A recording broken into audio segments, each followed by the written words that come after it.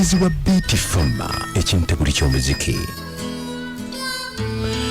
Okay, omutabbizi wa Beat FM ekintabuli ky'omuziki. Tugenda banga tukomekereza tugenda kuba repeat tugenda kuddamu omutabbizi tugenda kubanga tuno omutabbizi gwe tugoberera week number okuva ku balaza paka kati.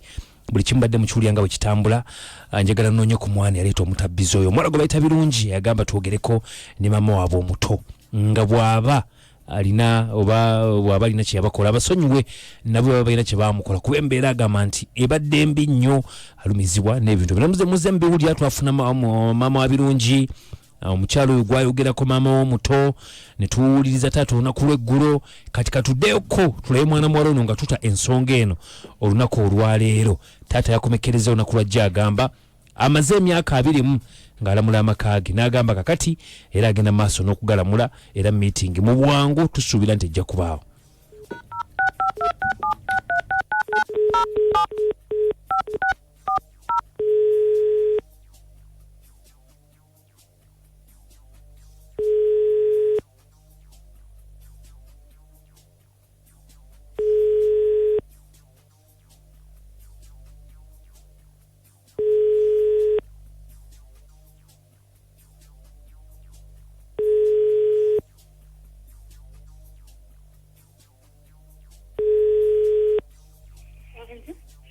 Tukulamusizza nnyabo.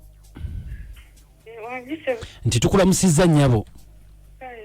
Ono madam birungi? Okay, bampise kadima na mayanja kaboggoza. Tuli ku Beat FM ekintabuli ky'omuziki wano. Gwe tuleetera omutabbizi abadde atambula wiiki ewedde yonna. Nga tulabika nga tumutuuka ku nkomerero ye. Ensonga zonna obadde oziwulira nga bwe zibadde zitambula.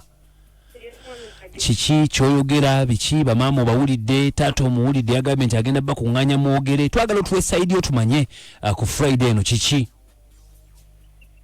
taata namuwulidde naye kati nga bwe yasazeewo tugende tulabe kye tukolawo mutuule tugende tutuule nga abatuuze basazeewo tutuule yakubiddeko taatawo taata abadde tannaba kunkubirako. Okay. Naye nga mwe muli ready okutuula muteese. Ye tuli ready okutuula. Kiki ky'osinga okwagala? Nze kyensinga okwagala. Bono obulamu bwe ndimu bwe neewulira mba neewulira bubi. Kyenjagala kyonna kiggweewo. Nze sirina muntu n'omu gwe nnako obuzibu. Kasatula ntwogere ekikolebwa nekikolebwa tonnafunawo nkyukakyuka sirina nkyukakyuka byeyongera bweyongezi. Okay, kale katusabe Mukama Katonda kye tusaba mutereere mwogere we mba mugenze mu lukiiko olwo okulwanagana n'okuyombagana mu bubijjeewo okujjako okunoonya solution. Nze saakuyomba kubanga sirina muntu n'omu gwe nali nnyombyeko naye. Olina obubaka bonna bw'otulekera? Obubaka bwe mbalekera mwami Kadimu. Weebalye ddala okwogera ne taata nakkiriza ne tugenda kati kutuula. Obubaka bwe mbalekera tutuule biyitemu bulungi kale ekiddako. Okay, kale tubasabira birungi byere naffe tujja banga tugoberera ebintu byammwe tujja banga tukubira tulabe kye kitambula. Tukusabira Mukama Katonda kuume ate onoobeere bulungi. Njagala kubeera bulungi kyensinga okwagala. Nkale mubeere bulungi nnyabo.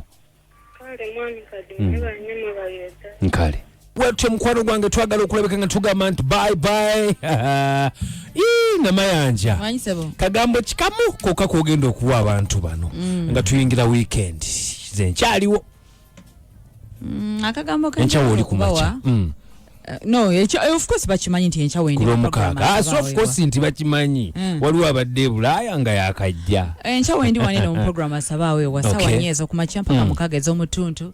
Ngosaba akayimba koyagala nenkako woyita ku Facebook, WhatsApp kwatadde n'okunkubira essimu. Akagambo kembawa olunaku olwaleero nti mwebereremu.